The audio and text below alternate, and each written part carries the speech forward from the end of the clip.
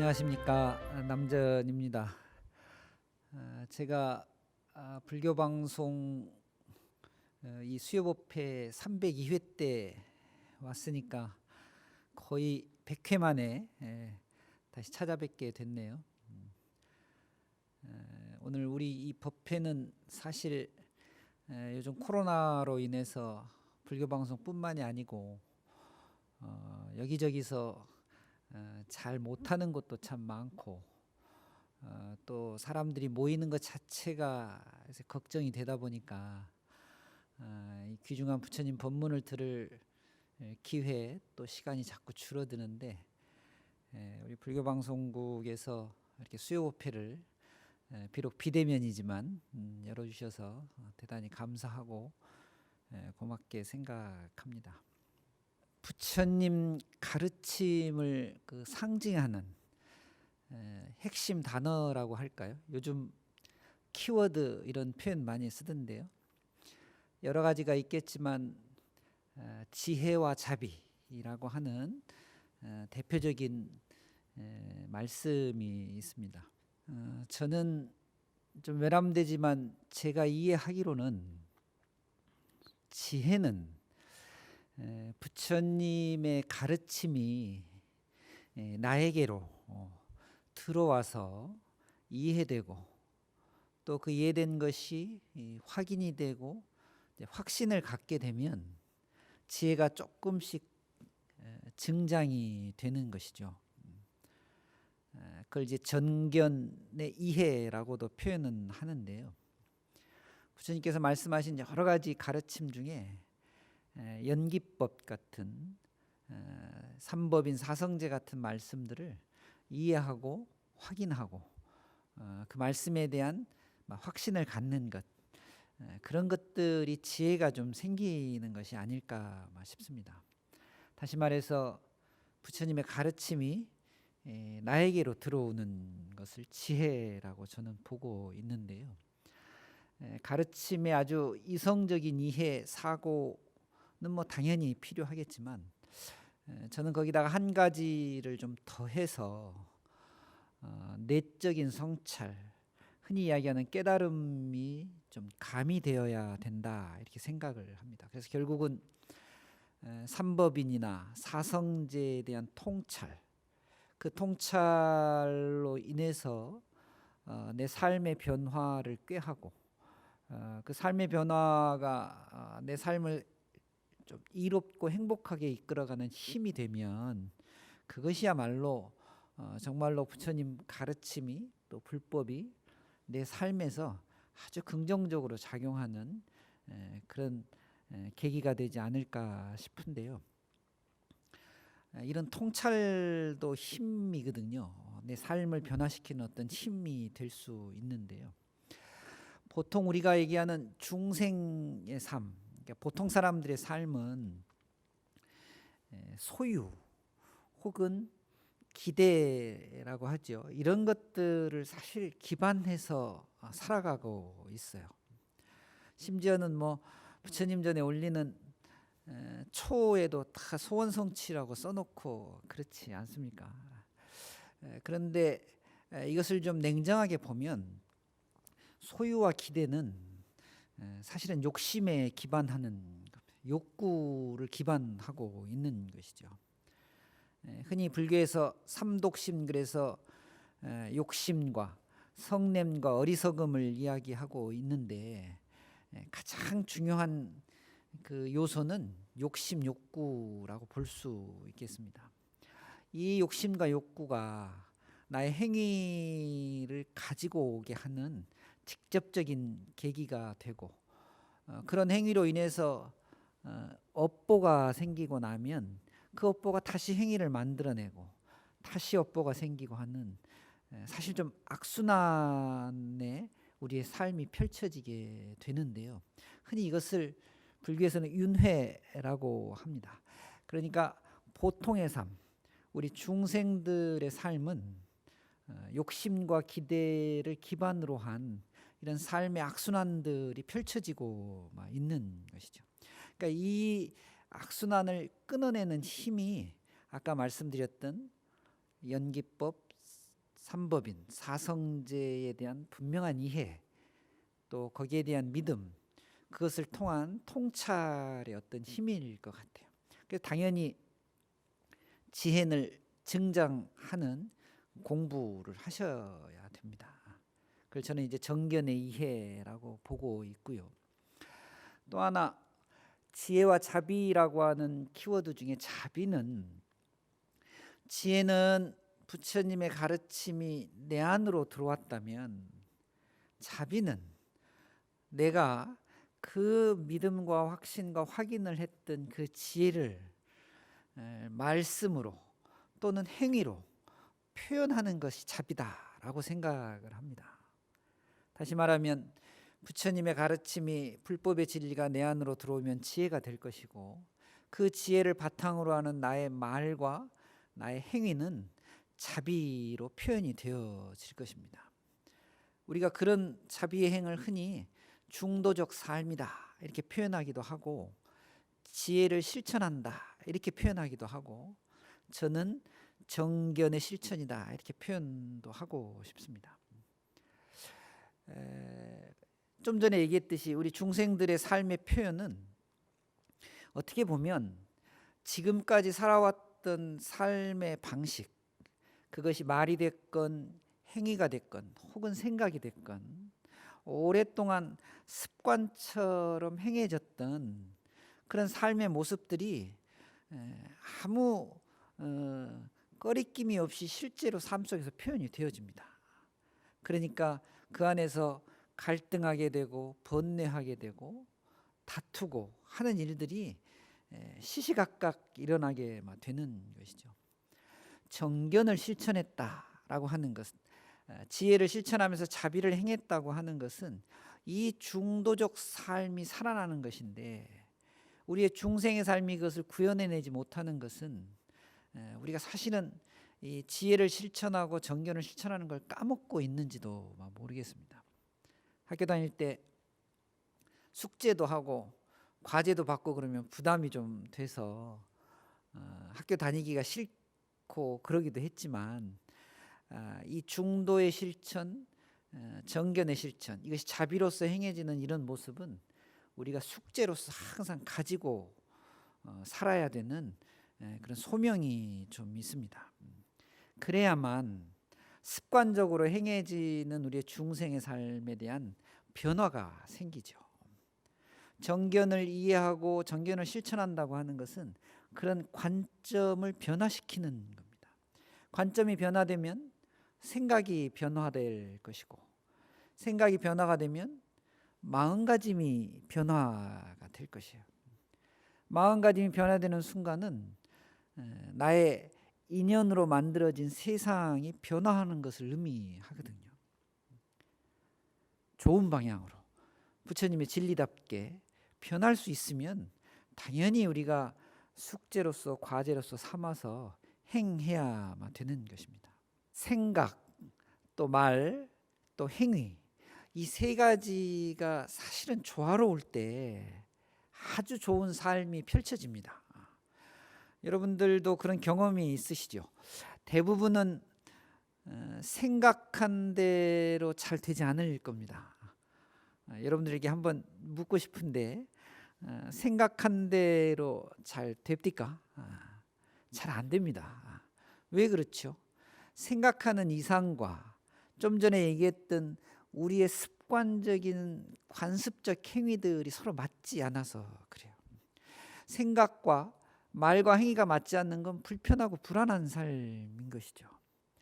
정말로 좀 편안하고 번뇌 갈등이 좀 줄어들고 좀 행복한 삶을 지향하고 싶다면 생각, 말, 행위를 조화롭게 하는 것이 가장 좋은 방법 중에 하나입니다. 일상의 삶이 편안해져야 전체의 삶이 편안해지듯이 일상의 삶을 잘 사는 방법, 이건 생각과 말과 행위를 조화롭게 만들 때 가능해집니다. 또 하나 질문 한번 해볼까요? 여러분들 부처님 법 만나셔서 부처님 법 공부하시면서 살림살이가 좀 어떠신지 모르겠습니다. 부처님 법을 만난 이후에 여러분들의 삶, 살림살이 어떤 변화가 있었는지를 사실은 좀 성찰해보고 생각해봐야 됩니다. 행복하다 혹은 불행하다는 기준이 뭘까요? 보통은 행복과 불행을 소원이 성취되고 바라는 바가 이루어지는 것을 기준으로 삼는 경우가 참 많습니다. 아까 말씀드렸듯이 오죽했으면 저희가 소원 성취라고 하는 글을 항상 가지고 다니면서 기도할 때마다 또 정진할 때마다 그것을 사용하겠습니까? 그런데 조금 생각해 보면 이 소원 성취, 기대에 대한 충족은 어떻게 보면 큰 욕심일 수 있는 것이죠. 욕심이 충족되는 것이 행복으로 느껴지고 욕심이 충족되지 않는 것이 불행으로 느껴진다면 이것은 우리 불자가 한번은 생각해 봐야 될 과제고 숙제인 것 같습니다. 행복과 불행의 기준이 모두 욕심에 근거하는 것은 결코 옳은 것이 아닌 것 같습니다. 누구나가 다 행복한 삶을 살고 싶어 하시죠. 불행을 행복으로 바꾸려면 이 욕심을 뭔가로 바꿔놔야 되는, 그게 이제 여러분들 많이 들으셨던 소위 원력이라고 하는 것인데요. 욕심은 기대했지만 안 이루어지면 괴로운 게 욕심이고, 발원은, 원력은 조금 더 하자, 조금 더 하자, 좀 더 열심히 하자라고 하는 생각이 항상 전제되어 있는 것입니다. 그렇게 되면 이 원력과 발원의 삶이 계속 이어지면 어느 순간 기대한 바가 충족이 되지 않더라도 삶이 좀 더 평안해지고 편안해질 수 있습니다. 조화로워질 수 있는 것이죠. 때로는 당당해질 수도 있는 것이고 겸손해지기도 하고 그렇습니다. 그렇게 부처님이 저희들에게 가르쳐 주신 가르침이 삶 속에서 욕심보다는 원력적으로, 그러니까 부처님의 가르침과 내 삶의 모습을 일치시켜 나가는 것, 이것이 매우 중요한 우리의 기도이고 수행이고 오늘 말씀드리고 싶은 정견을 이해하고 정견을 실천하는 방법이 아닐까 싶습니다. 조금만 생각해 보면 부처님의 가르침이 내 삶과 일치되었다. 이건 정말 매우 기적적인 일입니다. 진리적 삶을 살아가는, 정말로 부처님의 가르침이 내 삶에 확인되고 확신으로 서서 그것이 자비행, 중도행, 직연의 실천으로 나올 때 정말 그것이 기적적인 일이 아닐까 싶은 생각이 듭니다. 그런 면에서 우리 수요법회에 동참하신 시청자, 애청자 여러분들은 오늘 어쩌면 기적적인 삶을 지금 살아가고 있는지도 모르지요. 우리 사람들 또 인간들이 갖고 있는 욕구는 사실은 모든 동물들도 다 가지고 있습니다. 흔히 우리가 얘기하는 축생들조차도 인간이 갖고 있는 욕구, 욕망들은 다 있죠. 그러면 사람과 동물, 인간과 축생의 차이점을 어디서 찾아야 될까요? 어떤 분은 인간은 생각하는 동물이라고 했지만 동물들도 생각은 좀 합니다. 생각을 안 하는 건 아닌 것 같거든요. 어디에 차이가 있을까? 저는 여러 가지가 있겠습니다만 감동이라고 하는 측면에서 그 차이점을 좀 찾아봤습니다. 여러분 감동 아시죠? 살면서 뭔가 마음이 좀 뜨거워지고 마음이 좀 움직여지는 걸 우리가 흔히 감동받았다 이렇게 표현하는데요. 사람은 누구나 감동받고 싶어하고 또 감동하고 싶어하는 게 인지상정입니다. 그래서 자그마한 일에도 칭찬을 해주는 것이고 별것 아닌 것에도 감탄을 하면서 그 감동을 서로 공유하는 것이죠. 음악을 듣거나 미술품을 감상하거나 혹은 여행을 통해서 뭔가 얻으려고 하는 모든 행위들은 감동이라고 하는 공통점을 다 가지고 있는 것 같습니다. 여러분들의 삶은 좀 어떠신가요? 감동적이십니까?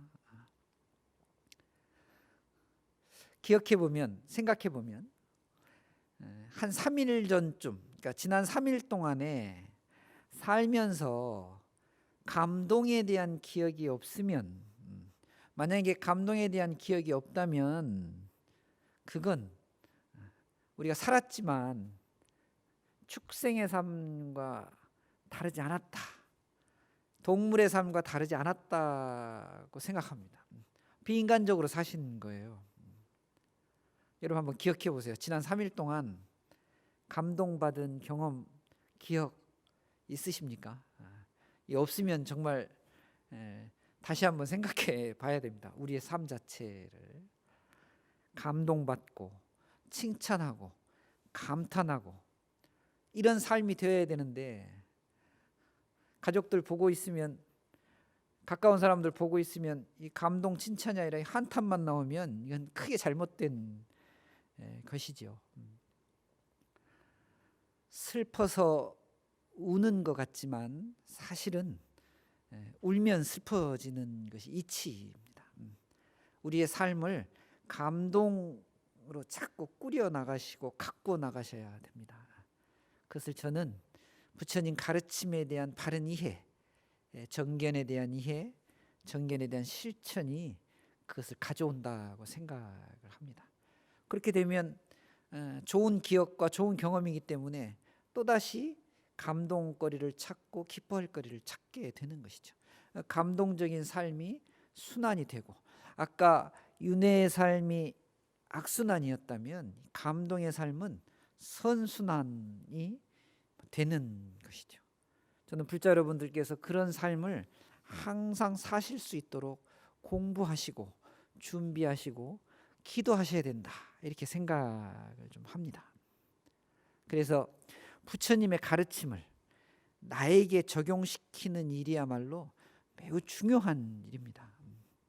저는 그것을 선제적 가치관을 갖자라고 주장하는데요. 우리의 삶에서는 아주 수많은 가치관들이 있는데 부처님의 말씀, 부처님의 가르침, 이 진리의 교훈을 선제적 가치로 삼아야 된다. 그래서 최고의 앞의 가치관으로 진리를 받아들인다면 내 삶이 조절이 될 것이고, 그 안에서 사색이 되어지고 성찰이 되어지고, 그것이 내 삶을 한 걸음 한 걸음씩 앞으로 나아가게 할 것이고, 결국은 행복한 삶을 가지고 오는 것이 아닐까 하는 것이죠. 그런데 대부분의 삶은 결과적인 가치관들을 가지고 계셔요. 하고 나서 가치 판단을 하게 되죠. 그러니까 항상 후회하는 일이 많아집니다.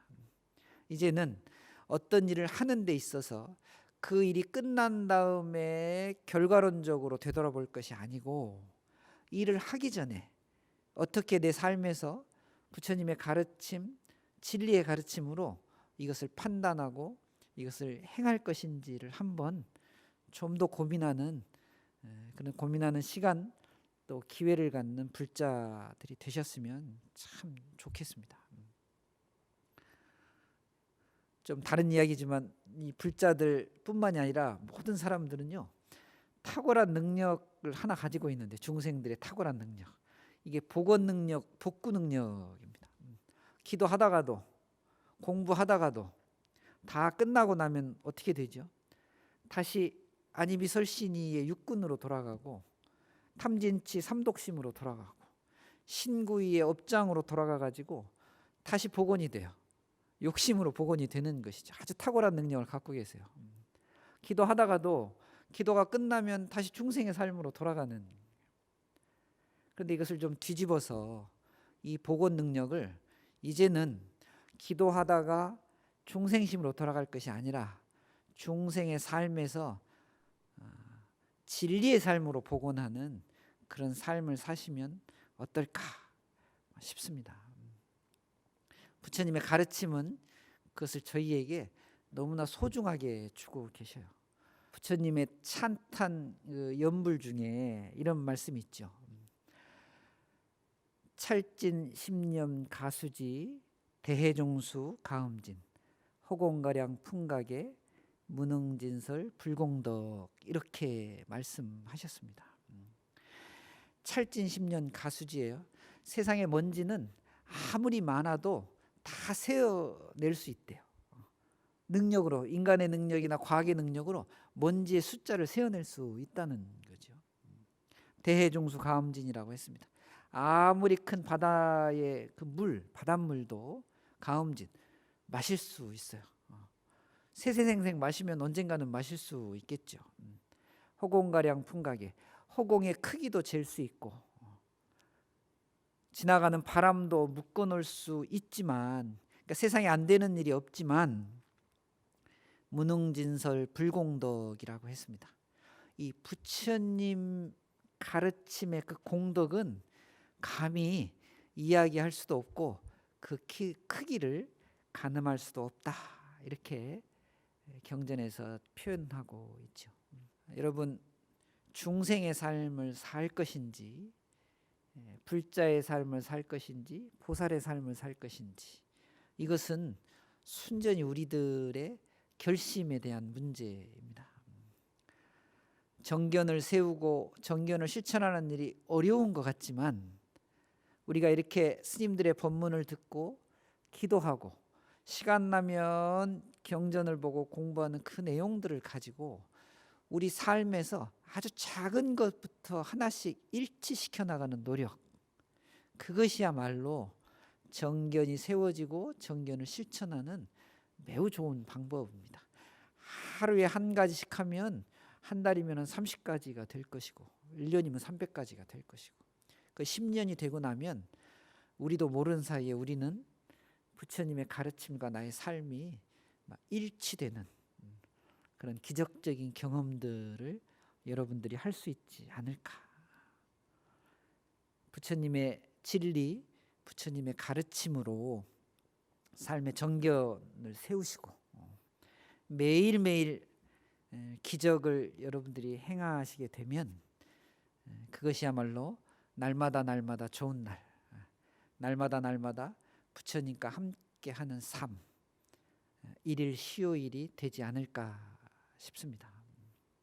모쪼록 여러 가지 상황들이 어렵고 힘들지만 시간을 내셔서 아까 말씀드렸던 우리의 가치관에 부처님의 가르침은 제일 앞에 최우선이다 라는 생각으로 공부하시고 기도하시고 현장에 오셔서 법회에 참석하시는 것도 매우 좋고, 그렇지 못하면 TV 시청이나 라디오 청취 등으로 인해서 우리 이런 스님들의 귀한 말씀, 부처님의 가르침을 함께 공유하고 함께 향유하는 그런 분들이 되셨으면 참 좋겠습니다. 저희들 스님들도 여러 불자님들 위해서 언제든지 부처님의 가르침을 전하는 그런 준비들을 하고 있으니까요. 우리 불자님들께서 가까운 법당 또 가까운 기도처 수행처에 가셔가지고 함께 정진하는 삶을 살아주시면 참 좋겠습니다.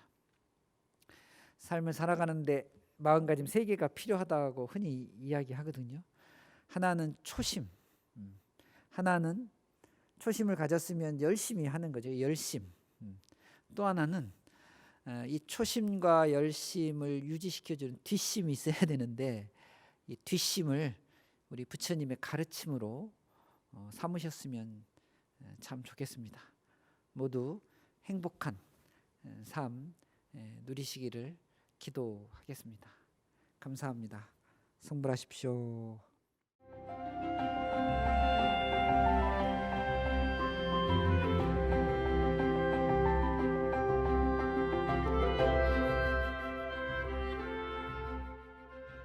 부처님과 그 제자들 또 부처님 당시의 전법을 좀 보면 보통은 제자들이나 또 불자들이 부처님께 질문을 많이 하셨어요. 부처님께서 그때그때 적절하게 답변을 해주시죠. 그것을 흔히 우리가 응병여약이라고도 표현하고 대기설법 이런 표현도 하는데요. 사실 신행활동 하시다가 궁금하신 점이 있으면 자꾸 물으셔야 됩니다. 이 물어야 비록 정답이나 해답을 얻지 못한다 하더라도 이 문제 자체가 사실은 이 질문 자체가 사실은 아주 많은 해답을 가지고 있기 때문에 질문해 주시고 답변해 주시는 이런 시간을 갖는 건 매우 중요하고 좋은데요. 오늘 마침 법회에 질문이 있어서 제가 답변을 좀 간단하게 좀 해드리도록 하겠습니다. 먼저 이런 질문이 들어왔네요.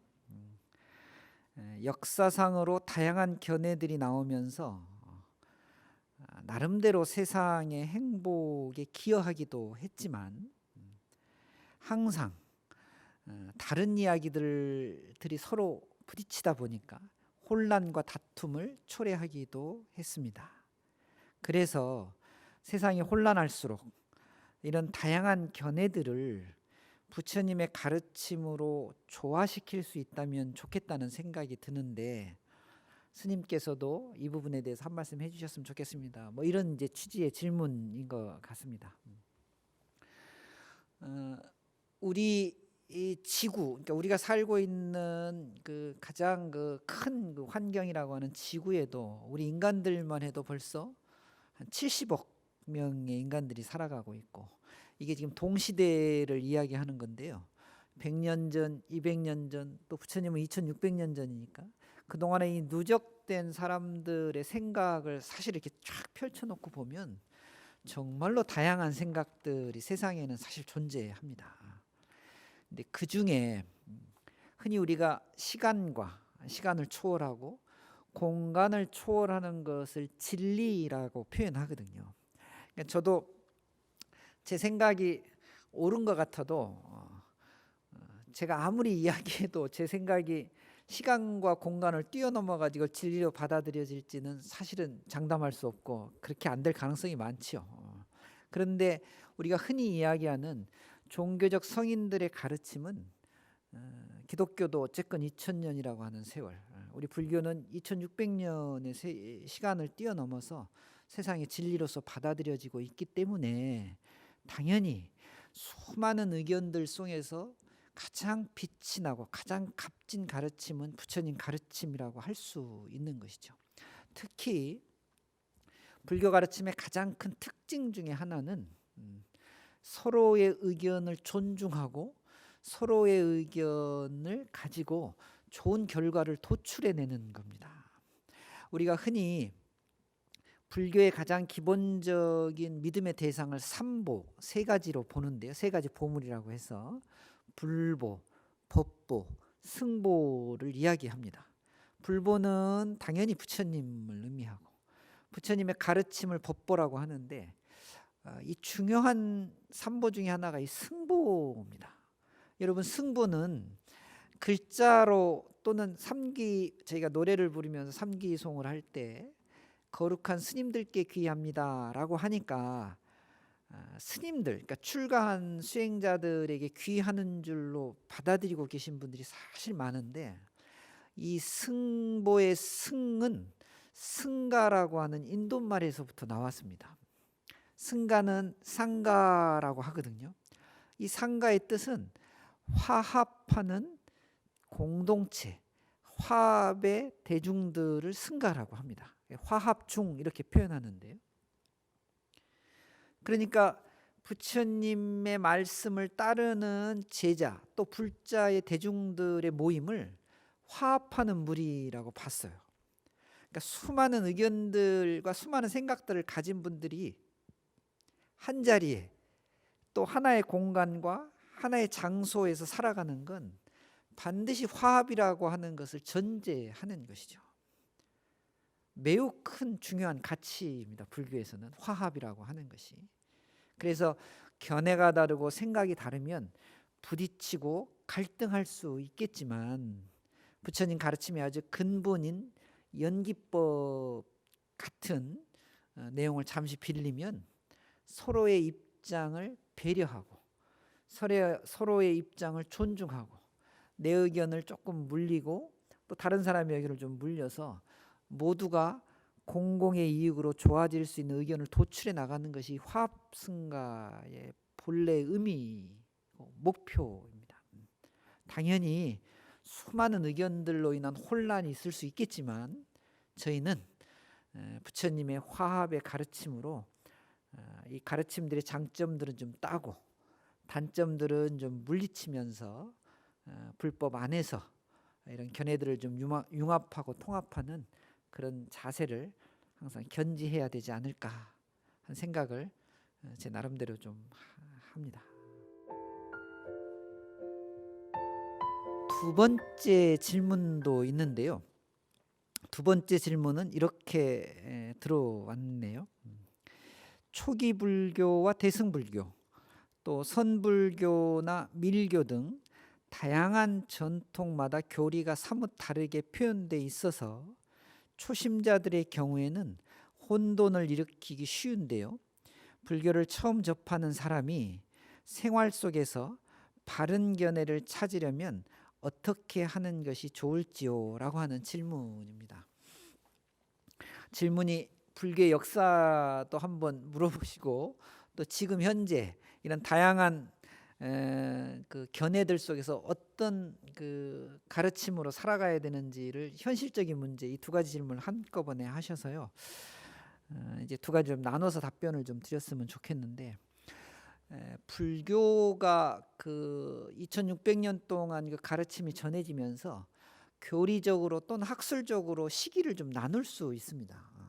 흔히 우리가 부처님께서 살아계셨을 때 이 제세시 또 이 부처님에게 직접 가르침을 들었던 제자들 중심의 기간을 흔히 초기 불교, 그래서 부처님의 좀 근본 불교에 가까운 그 시기로 보고 있고, 부처님에게 직접 가르침을 들었던 그 세대들의 다음 세대부터 한 150년, 200년까지를 부처님의 말씀이 옳다는 것을 증명해내고 또 부처님의 가르침대로 살아가서 정말 좋은 진리의 경지를 얻었다라고 서로 경쟁하던 시대가 있었어요. 많은 사람들이 그때 이 불교 시대의 특징을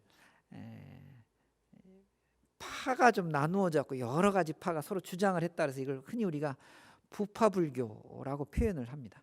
학술적으로 또 교과서에서는 이런 초기 불교, 부파불교 시대를 흔히 소승불교라고 이렇게 이야기하고 있고, 이 불교가 지역을 좀 넘어서 그러니까 티베트, 중국으로 넘어오면서 대승불교가 북쪽으로 발전했다 이렇게 표현하고 있는데 반은 맞지만 반은 틀립니다. 엄밀하게 얘기하면 부처님 당시부터 따져서 한 200년간 이 부파의 성격이 강한 불교들 시기에 대승불교가 그때 일어납니다.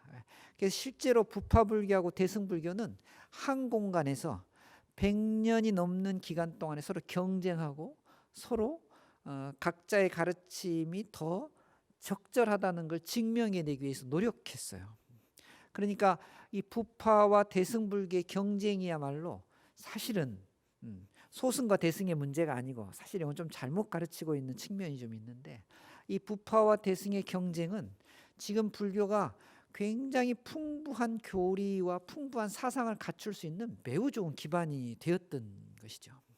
그것이 이제 본격적으로 발전하기는 이제 티베트과 중국 이게 북쪽에 와서 꽃을 피웠던 것이고, 이 꽃 피우는 과정에 소위 선불교라고 하는 것도 새로 생겨나게 되고, 또 밀교는 좀 다른 방향에서 밀교는 부처님의 가르침이 인도의 그 밀교적 성격하고 좀 부딪히면서 인도의 불교가 인도에서 살아남기 위한 방편으로 만들어진 게 사실은 밀교라고 보는데요. 그러니까 이런 다양한 어떤 가르침들이 여러 가지 환경에 따라서 만들어진 것이죠. 그러나 본질은 같습니다. 이 본질이 전혀 다르지는 않습니다. 다만 지금 이 시기에 부처님의 가르침을 이렇게 얘기하는 것이 설득력이 있겠다라고 하면 그것이 하나의 가르침이 됐고, 부처님께서 열반하시고 수많은 시간이 흐르고 당연히 세상도 변하고 세월도 달라지고 지역도 달라졌지요. 이 지역에 맞춰서 그 시대에 맞춰서 새로운 가르침의 내용을 설득했던 것이 또 다른 가르침으로 만들어진 것이니까 근본은 같지만 다양한 표현들이 있었다라고 이 초기 불교 또는 부파 불교, 대승불교, 밀교의 가르침을 좀 이해해 주시면 좋을 것 같고, 그렇다면 지금 나는 어떤 가르침을 가지고 나의 신행생활이나 나의 삶을 갖고 나가야 될 것인가? 이 시대에 맞는 가르침, 이 시대에 가장 적절한 가르침을 사실은 골라내고 찾아내고 배우셔야 됩니다. 예전에 어떤 절에서요, 신중님들 탱화를 봉안하는데, 여러분들 절에 가셔서 이 탱화 같은 걸 보시면 불보살님들, 특히 보살님들하고 신중님들은 손에 지물이라 그래서 뭔가 상징적인 것들을 하나씩 갖고 계셔요. 그런데 근래 어떤 절에서는요, 어떤 신중님께서 휴대전화를 들고 있는 그림을 그리셨대요. 저는 매우 좋은 시도라고 봅니다. 이제는 휴대전화가 우리들에게 필수품이 된 시대니까요. 당연히 신중님들께서도 휴대전화 드실 수 있다고 보거든요. 그렇게 부처님 가르침의 본질은 유지하되 지금 우리에게 가장 혹은 나에게 가장 적절한 가르침이 뭔가, 이건 이제 찾아내시고 공부하시는 노력을 좀 하셔야 됩니다. 그래서 무슨 초기 불교, 부파 불교, 대승불교 이런 가르침의 문제가 아닌 지금 이 시대에 적절한 부처님의 가르침이 뭘까, 이것을 찾아내는 노력, 또 그것을 찾아내셨으면 그것을 실천하는 그런 정진, 이런 것들이 하나로 이루어지면 아주 좋은 방법이 되지 않을까 싶습니다. 이렇게 두 번째 질문에 답변을 좀 대신하도록 하겠습니다.